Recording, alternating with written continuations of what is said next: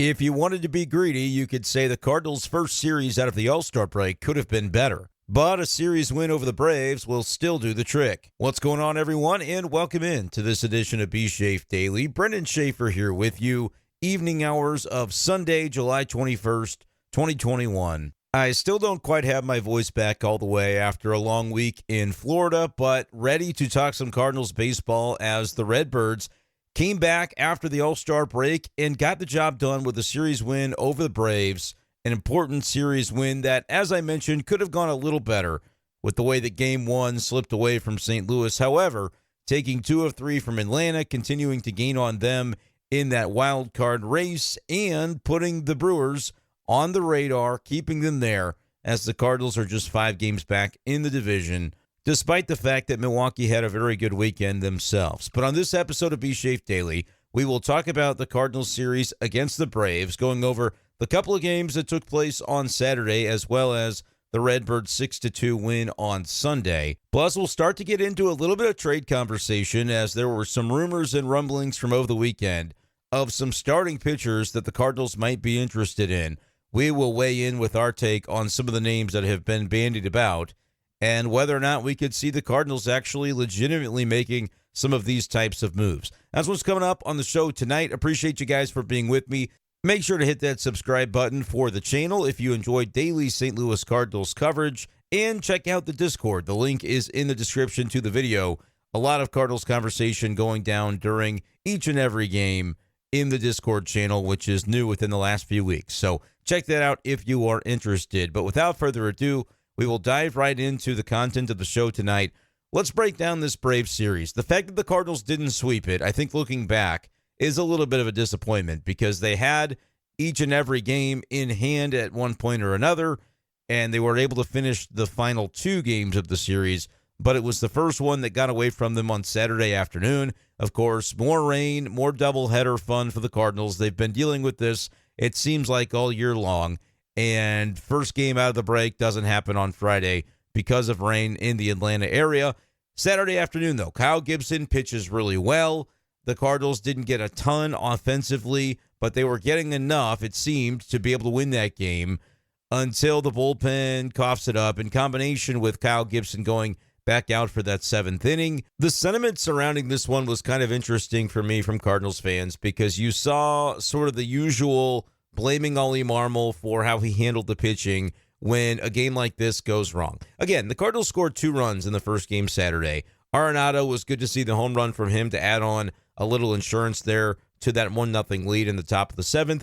The bottom of the 7th was when Eddie Rosario hit the game-tying 2-run homer, and then eventually the Cardinals just had some bad luck in the 10th inning with Alec Burleson lining out into a double play at first, and then you get a man-for-man in the bottom of the 10th for the Braves. Ozzie Albies hits the sacrifice fly to win the game 3-2. So there are only a couple of isolated moments that we really look at and say, is this where the game was lost? And I guess, who do you blame for it?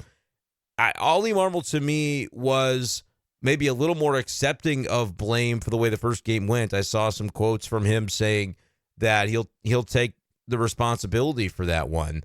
But I honestly don't know that I want to ride him too hard for the loss. 6 2/3 innings, and that may not surprise a lot of you who tend to know that I look at things through Oli Marmol's lens and understand that it's not always a very easy job that he's got in front of him. But let's talk about the decision, because if you're going to rip bringing Kyle Gibson out of the game too early, because he only went 6 2/3 innings, they didn't let him have a chance to fully finish off that 7th inning.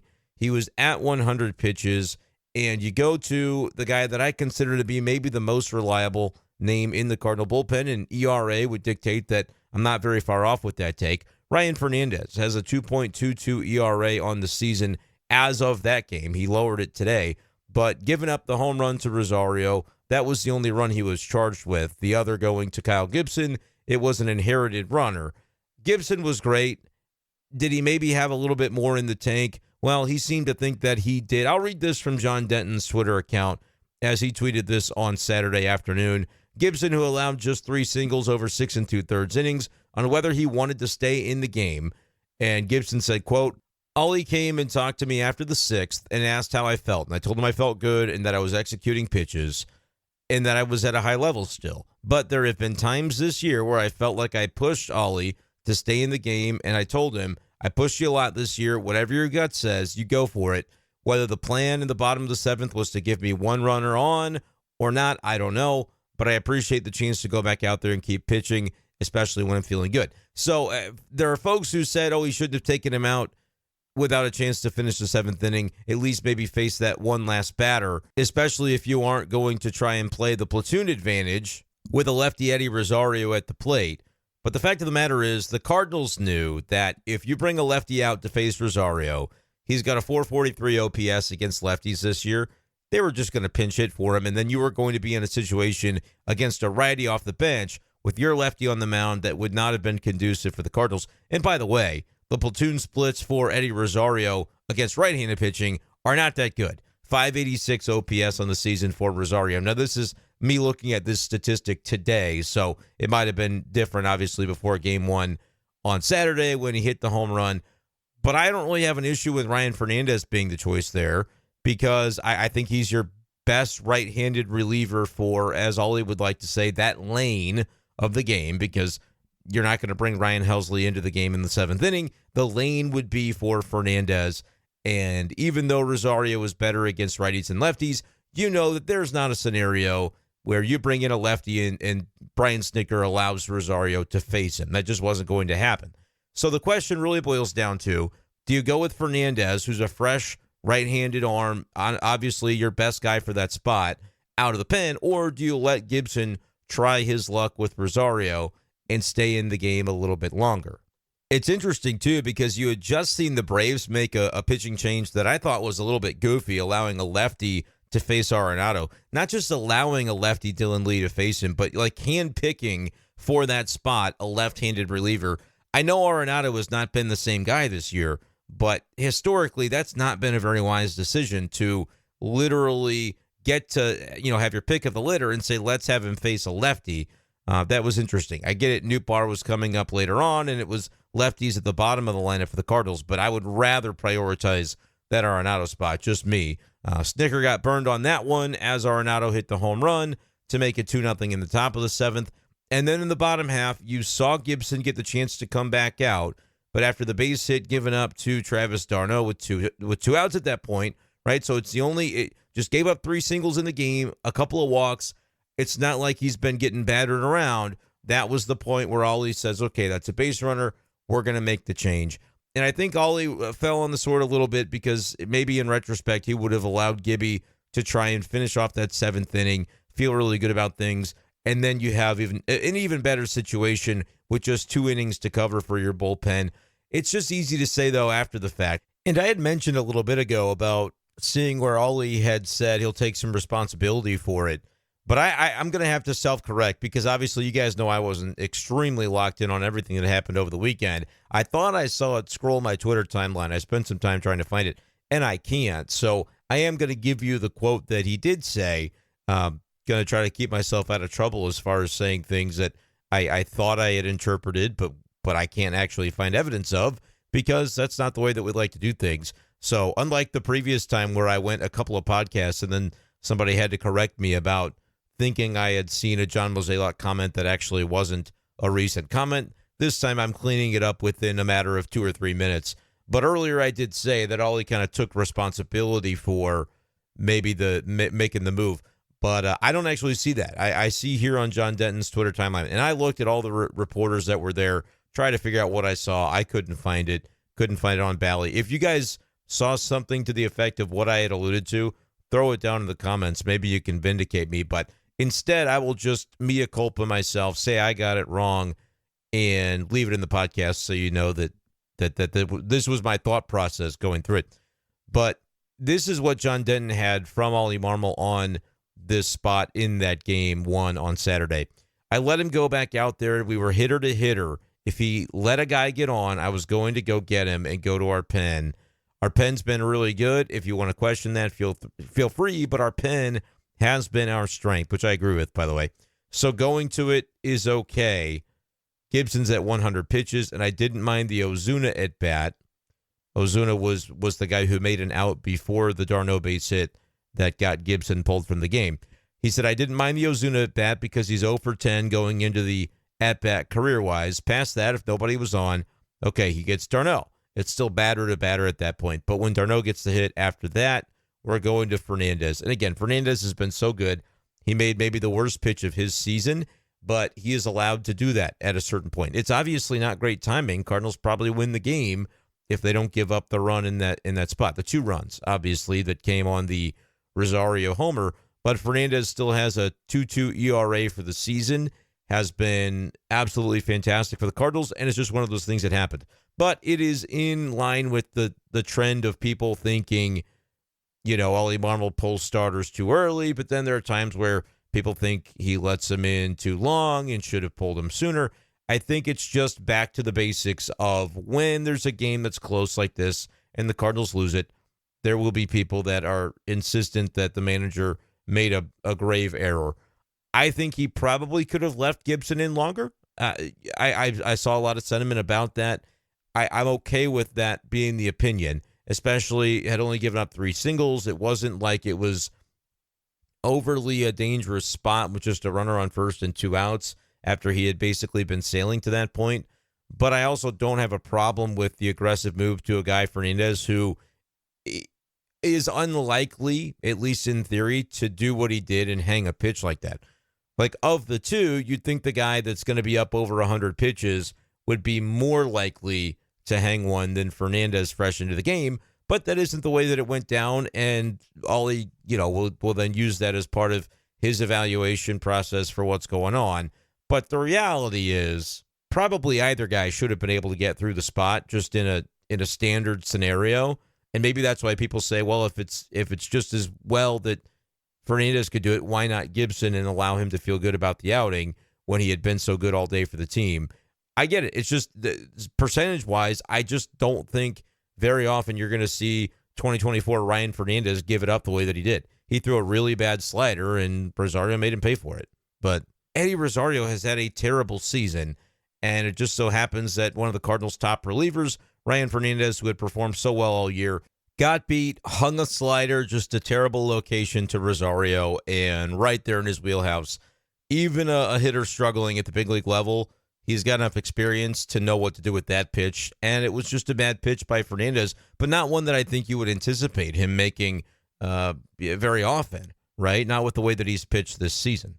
So that's basically my full-scale take on that situation, and then just bad luck in the 10th. Burleson smashed one to Olsen at first, and it was an unassisted double play, sacrifice fly to end the game. In the bottom of the 10th, just bad luck. Burleson swung the bat really, really well all weekend, as we will get into a little bit more talking about the rest of his effort, but that's just one of those things, and hard to get super worked up about it. I feel like now, knowing the result of the second 2 games of the series and that the Cardinals did win the series, but let me know if that was something that irked you on Saturday afternoon.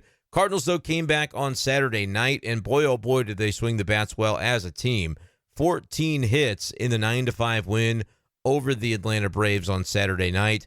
Nootbaar had a double, Wynn had a triple, his second of the day, had one in game 1, one in game 2. And then Gorman and Donovan, both with home runs.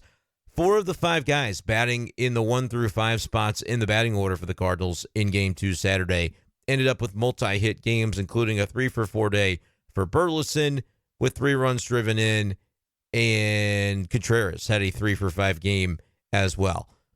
The one guy that maybe was not faring so well on Saturday, and it finally, I think, inspired Oli Marmol to make the move that we have been talking about for quite a while, which is down in the batting order, put him at number 7. I think the lineup they put together Sunday was identical to the one a week to 10 days ago or so I proposed they use, with the exception of, I can't remember if my final answer was Donovan cleanup or Nootbaar, but I basically said one of them 4, one of them number 6. You can use them interchangeably, and that could be the Cardinals' best lineup top to bottom with balance left, right, all, power at the bottom of the order that could potentially provide a boost that you're not expecting with guys like Goldie and Arenado is going to still stay 5, but guys like Goldie and Gorman struggling but still capable of hitting the ball a long way. I just felt like that would be a very intriguing balance to the lineup, and then they ended up using it on Sunday. But let's first make sure we get into entirely Saturday night's game, because we haven't talked yet about the pitching on Saturday night. Offense is great. I mean, 14 hits. They did strike out 14 times as well. And Goldie, I think on the day, was 0 for 8 with 4 Ks Saturday. And then that was his first time, by the way, Sunday, hitting 7th for the Cardinals. But I want to, before we talk about Goldie batting 7th on Sunday a little bit more in depth, I don't know what to make of Sonny Gray from Saturday night. So you guys let me know what your interpretation was watching him strike out 10, pitch with that big old lead, but then allow the game to be whittled down to 6-5 before Kyle Leahy comes in and gets the final 2 innings. Like, when he comes in 6-5, that is not the 9-5 game it ended up being. And Leahy was only the 27th man for the doubleheader. Otherwise, he's not even on the team that day. But it's becoming clear, if they're trusting Kyle Leahy in that spot, that he's got more utility to this team than certain others in that bullpen.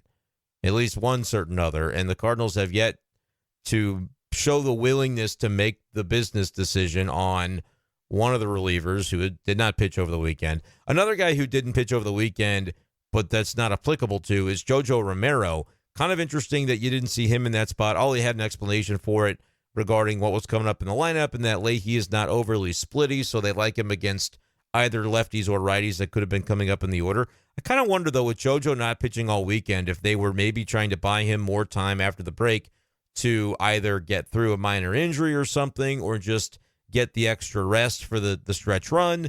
It kind of interesting. Keep an eye on that with Jojo, but hopefully they see him in Pittsburgh. By the way, speaking of minor injuries for relievers, it was revealed that Ryan Helsley had hip tightness.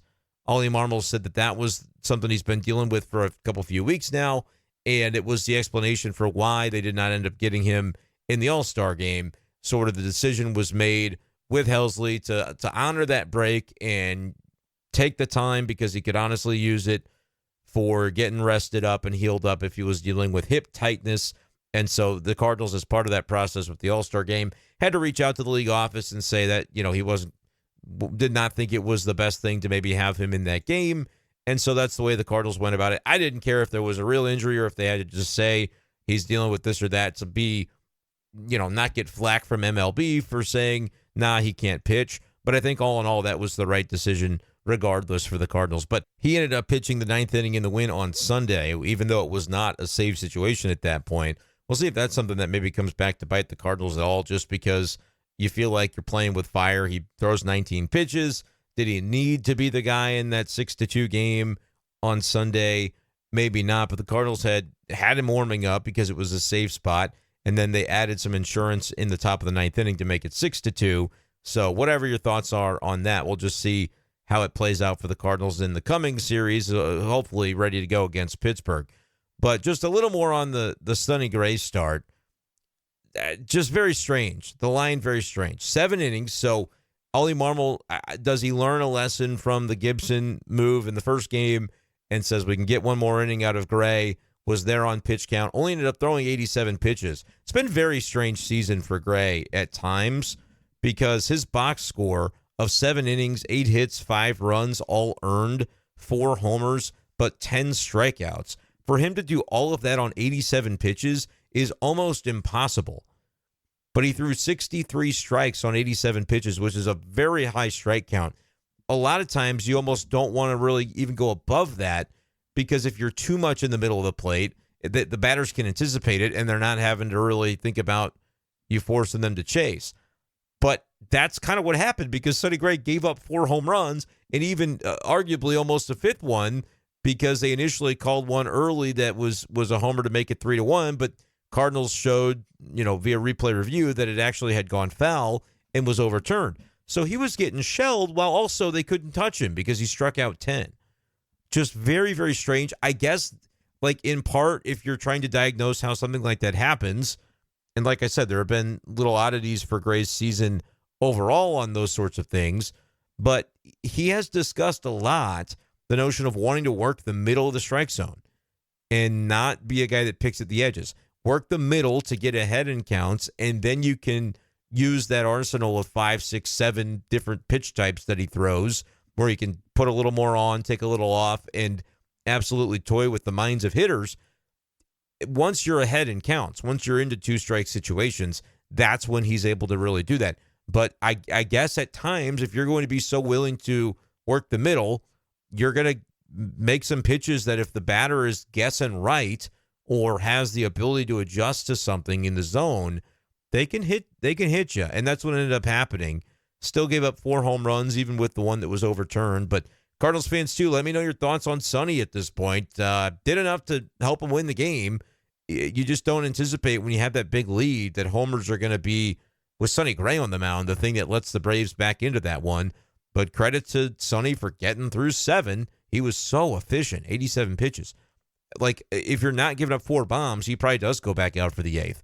Just the way that it happened, that they went with Kyle Leahy, and he throws 2 scoreless to be able to help the Cardinals secure that win. So very interesting.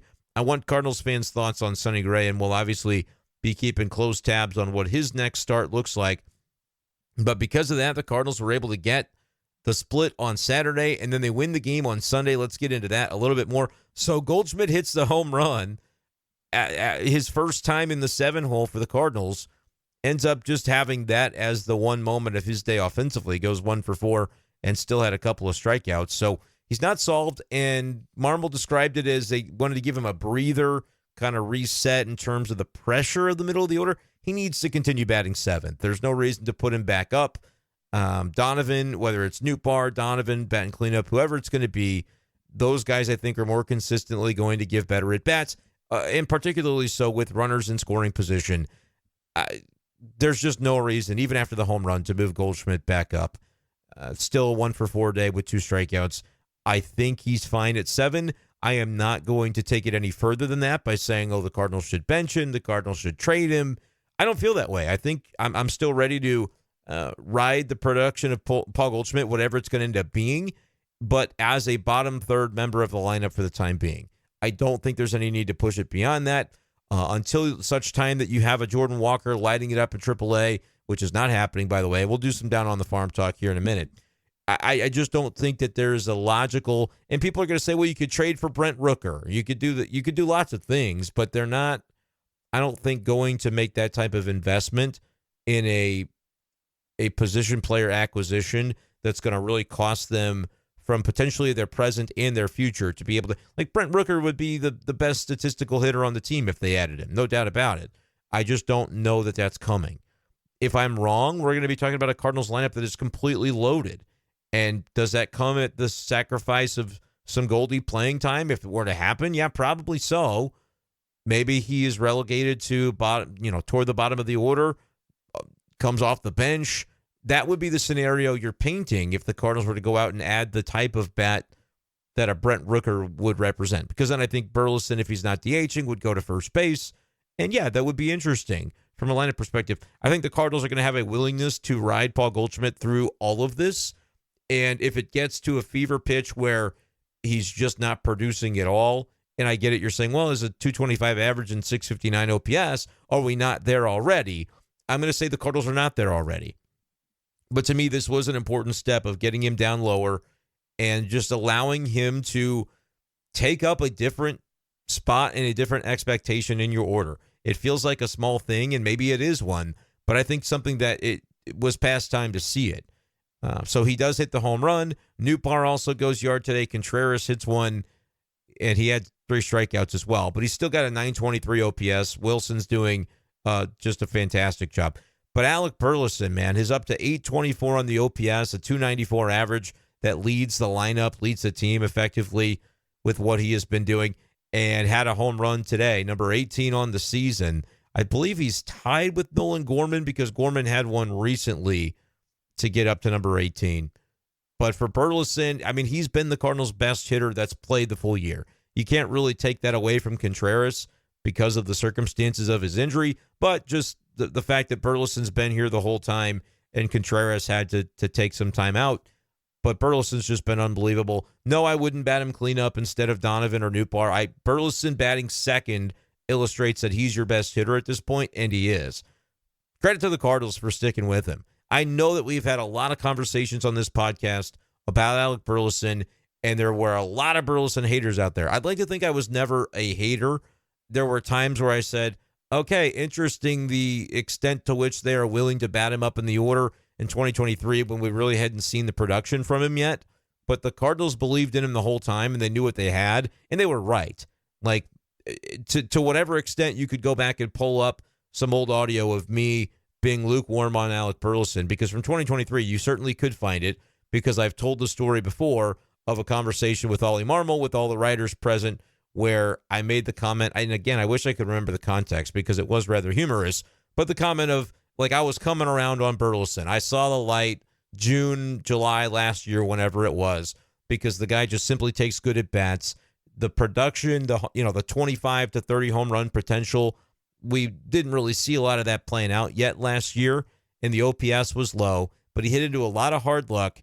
You'd have to not be watching the games in 2023 to miss it. Like, there's no way if you watch all of his at-bats day to day, week to week, that you weren't also, as a fan, noticing, yeah, Burleson had some rotten luck. It was just one of those anomalies, and he still didn't strike out very much. It wasn't like a Nolan Gorman where he'd just go missing for weeks at a time when he would struggle.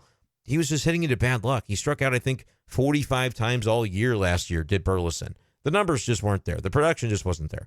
That it is now, and he still doesn't strike out much. He is a extremely, extremely valuable player, and the Cardinals, credit to them, because there are times where we want to harp on him and rip on the front office and management and all those things.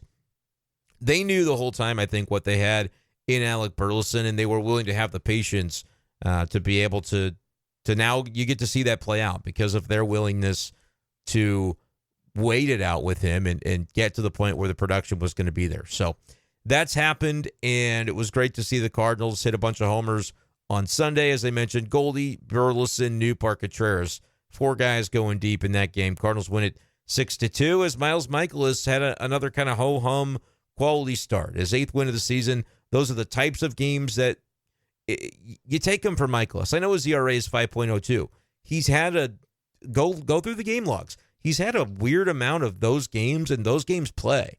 6 innings, 7 hits, 2 runs. They were earned. Gave up a homer, as he often does, but it didn't overly kill you. It didn't strike many guys out, just 3. But 6 innings and only 2 runs given up. With this version of the Cardinals bullpen, and they go Fernandez, Kittredge, Helsley, which, again, no JoJo on Sunday. Keep that in mind. I'm not entirely sure why that is, but maybe we'll find out at some point if there's anything going on there. But with this version of the bullpen, if you're telling me you can just get 6-2 from your starter, that's plenty. And then Fernandez, Kittredge, Helsley were able to lock it down. A couple of hits and a walk allowed between the 3 of them. Fernandez was clean in his inning, gets the ERA back down to 2.17. That's enough for Michaelis. His numbers at the end of the year aren't going to be pretty because his ERA will probably be around 5, maybe the high 4s. But you're going to be able to look back and say, yep, the number of quality starts basically matched what they would hope to get from Michaelis. He just hasn't had a lot beyond the 6-2, 6-3 type of starts, but it's been good enough. He's not a number 2, but he's serviceable as, I guess you'd call him the 4. But even then, probably I'd put him above Lance Lynn, even though the ERAs are swapped, because there have been way more consistent 6+ inning starts where Michaelis has kept the Cardinals in games, I think, personally, and that's anecdotal. I'm not going to go look it up. But compared to Lynn, it does feel that way, even though the ERAs are kind of flopped. So for as much as there's always the Michaelis hate, and when he pitches bad, I understand it, right? Because it's hard to watch. He hangs pitches. It just sometimes does not look competitive. But at the end of the day, we're remembering every 5th day that he's coming up with these types of starts, maybe more often than a 5.02 ERA would indicate, and did it on Sunday. Offense did plenty.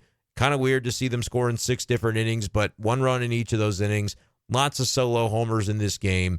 Cardinals end up getting the series win against the Braves, and as they conclude this series, they're down, 2.5 games against Atlanta in the wild card chase, which is, they're in striking distance. Does it matter that much? Maybe not, but it's always nice to have more options. Cardinals fans probably want to see him track down the Brewers. I've said it really doesn't matter unless you then also track down the Dodgers because you can get a bye through the wild card series. But otherwise, the NL Central doesn't mean any more than passing the Braves would mean. In either case, you're hosting a best 2 out of 3 at Busch. The Braves are within striking distance. You can see them out in front of you, And the Cardinals did win the season series against Atlanta. So having that tiebreaker could end up meaning something in terms of where you play your wild card series. But the Cardinals also have to look behind them and recognize the Mets, Diamondbacks, Padres, Pirates are all above 500 right now. And only one of those teams is getting a spot unless another one of them knocks the Cardinals out of there. So very, very tight race still with three teams that are outside of the picture, still within a half game. And then there's teams like the Giants, Cubs, Reds, and Nationals, all within 4 games of the Mets, which puts them within 5.5 of the Cardinals. So long way to go. You cannot afford a losing streak. It'll be interesting to see how the Cardinals maybe decide to approach this trade deadline, as we've talked about. Will they be aggressive? Will they be active? We're going to talk about it, but first I want to get through Down on the Farm so we can talk about a couple of important topics from over the weekend. It's time to go Down on the Farm. And Down on the Farm is brought to you by Hastings Layers Premium Eggs. We have a very exciting drop coming for that. Had a little bit of a snafu with the recording on Sunday night when I went back to listen to it. Going to need to try that one more time, so we should hopefully have that by Monday night. But I didn't want any further ado in letting everybody know when it's Down on the Farm, it's Hastings Layers Premium Eggs powering our Down on the Farm segment. A lot more to come about them as we go along, and hopefully people enjoy the silliness that we're going to put into that. But we're working on that. That should hopefully be ready to go by Monday. But let's talk about Down on the Farm. Couple of guys I want to highlight. Let's start with the bad stuff, though, and get it out of the way. Tommy Edman delayed by the ankle issue. That's the reporting that I had seen. Not the wrist, but the ankle that he sprained, taking grounders a couple weeks ago, whenever that was. We had discussed it before the break, how he was only DHing on his rehab assignment. Well, now he's not even been doing that over the weekend. He didn't play at all, from what I could tell, checking out the box scores and the game logs. He has not been back in the action after the All-Star layoff. So, I don't know. It's bleak. It's just whatever. Murphy's Law, anything that can go wrong seemingly will go wrong at this point with the Tommy Edman rehab assignment, with the injuries, with everything going on. Would be nice to get him back, but you just have to, out of sight, out of mind for right now. If it is just the ankle and not a reissuance of a wrist problem, then probably he gets over the ankle at some point here soon, and he's back on track. But we were suspecting something of the ilk when he was only DHing there before the All-Star break, and now after the All-Star break, we have not seen him yet in the 3 games that were played by Springfield, which is where he was, or Memphis. He has not participated. So that's the latest on Tommy Edman. Who knows? I don't think you can count on him in terms of coming into this trade deadline as part of the plans, but at the same time, I don't know how many moves or the type of moves the Cardinals would even be looking to make on that front if they knew they didn't have him. So that one's hard to kind of couch, but that's where it is with Tommy Edman. That's the bad from over the weekend. I'll give you the good. Ian Bedell, I think, should be working his way into the conversation as a potential rotation piece for the Cardinals, if not late this year, should a need arise. I think you can put him on the radar for 2025. The former Mizzou Tiger has really been looking up in Memphis. 7 2/3 innings of 1-run ball with 5 Ks, just a solo shot that he gave up on Saturday. Has the ERA with Memphis down to 2.37. I don't know what he's going to be as a big leaguer, but I just think it makes sense that you drafted him in that 5-round draft in 2020. He ends up blowing out his arm and needing a year of recovery. So he basically lost the couple of seasons after the COVID year. It was a long time to get Ian Bedell back to full action, which finally happened, I think it was last year, 2023, before he actually had a full season in professional baseball. And in so doing, they started him out pretty low. It was at high A ball in Peoria in 2023, but he pitched really well. And then we saw him go from starting out this year in Double A, going up to Memphis, where he's been really, really solid, like better numbers with that 2.37 ERA that he had in Springfield, where his ERA was pushing 5. But he had a high strikeout rate in Springfield. Strikeout rate has been lowered in Memphis, but in terms of like organizational depth pieces and guys that could make a run at some spot starts at some point, I'm always going to be partial to the Missouri Tigers. So anyway, I just wanted to highlight his really good start from over the weekend and the fact that Riley O'Brien appeared in a game for Memphis that same day, actually got a save, but had to make it interesting, walked a couple of guys and gave up a hit in an inning of work as he closed things down for the Memphis Redbirds. So Riley O'Brien has started a rehab. That is good news. Hopefully the good news continues and maybe the Cardinals get him back. He would be an interesting dynamic arm to potentially add to the mix. They're just going to need him to be consistent enough, not walk as many guys. Obviously, the time we did see him, he was a little erratic with the command back in March against the Dodgers. But that being said, he was coming up on the moment of being injured, and we didn't see him again. So I'm not going to overreact to anything from the rehab just yet, but just to have him healthy, I think, would be great news. Also want to add this, that over the weekend for Memphis, Jose Fermin played 2 games in the outfield, a start in left and a start in center. And he's only played 3 games overall in the outfield this season. So the fact that 2 of them come after this All-Star break over the weekend, take that for whatever it's worth. It does strike me as intriguing, though. The shame has been that he has not hit well in his MLB stints this season, but he's been crushing it in AAA with an OPS over 1,000. But with the trade deadline looming, and we've talked about maybe Dylan Carlson is a name that could be discussed. If the Cardinals could make a move, would they include him? I think they would. I think they'd be more than willing to do so. So kind of seeing what Fermin could do in different spots, even just casually, I think does make some sense. So that's another thing that's kind of going on now. And we'll see maybe what happens with that. Any other thoughts from down on the farm that I missed, let me know. But trying to roll through this episode so I can get to bed here. But I did want to talk before we left about some of the rumblings going on as far as the Cardinals and their potential interest in pitchers. Report coming out over the weekend that the Cardinals have a strong interest in White Sox right-hander Erick Fedde, according to Bob Nightingale. And I think the Cardinals were also linked by some other reports to a few names on the starting pitching market potentially, with reports out that they are interested in Nathan Eovaldi and Zach Eflin. So the fact that you're seeing the Cardinals linked, and we're going to go more in depth on this stuff throughout the week, and it's obviously if something happens, we will cover that very day.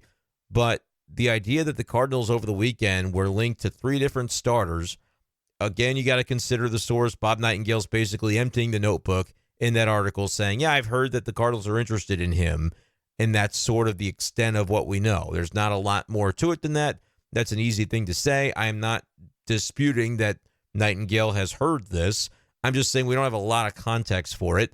We also don't know exactly what it would cost the Cardinals to get an Erick Fedde, but I do think he's an interesting name in terms of like shopping in that bucket. Might not be the craziest thing in the world. He's got a 2.99 ERA. Now, does he instantly vault to your number 2 in a playoff rotation? Maybe with those types of numbers. And how do you feel about that, I guess, is the next question. And maybe that would lend itself to your answer on how much you'd be willing to spend on Erick Fedde. He's at 111 innings pitched, 99 strikeouts, so not a huge K guy. But as we know, the Cardinals are going to be pretty well stacked defensively. That's the hope anyway at those positions. And as long as they keep Michael Ciani in center field as well, and he's got the OPS up to about 580. You'd love to see it at 600, but had a multi-hit game over the weekend. I think it's going to be a benefit to any pitcher that they could bring in. He's got a 3.52 FIP, fielding independent pitching, does Erick Fedde, and a 2.99 ERA. I think anybody that comes in can be expected to probably outperform his FIP with the ERA if he's already having a good season, because the Cardinals should have a good defense. Now, if the Cardinals make some moves and decide that Nootbaar's going to play center every day all of a sudden, I think your defense would be lesser. Not because I don't think Nootbaar's a good player, but I don't think that's the role that he is suited for, and that would maybe have a downstream effect on your pitching staff. But Erick Fedde, what do we make of him? I think we'll be talking about him a lot more as time goes along, but I wanted to make sure to mention the name before we got out of here. He is a guy that would be under team control beyond this season.